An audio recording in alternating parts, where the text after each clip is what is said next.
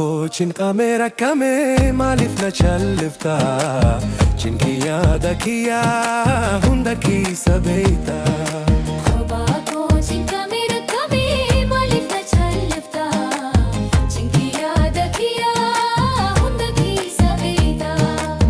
Lakkina yaadadu mana irraanfata.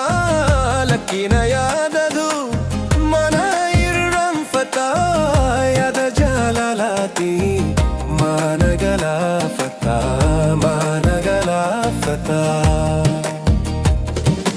Kophaa koo cinqamee rakkamee maaliif na rakkifta? Cinqii yaada kiyyaa hunda keessa beekta.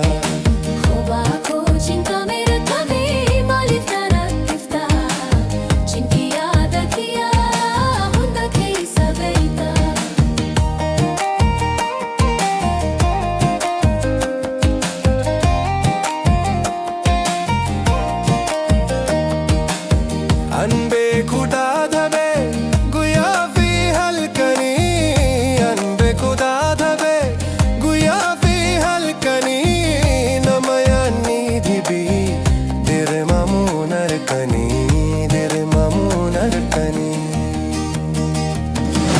Kophaa koo cinqamee rakkamee maaliif na challifta? Cinqii yaada kiyyaa hunda keessa beekta.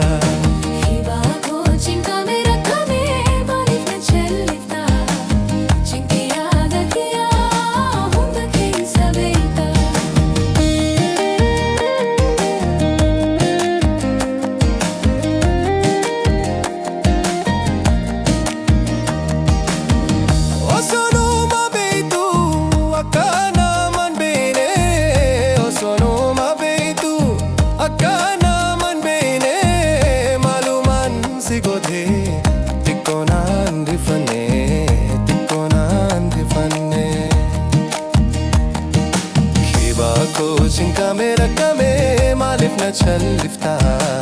Cinqii yaada kiyyaa hunda keessa beekta. Kophaa koo cinqamee rakkamee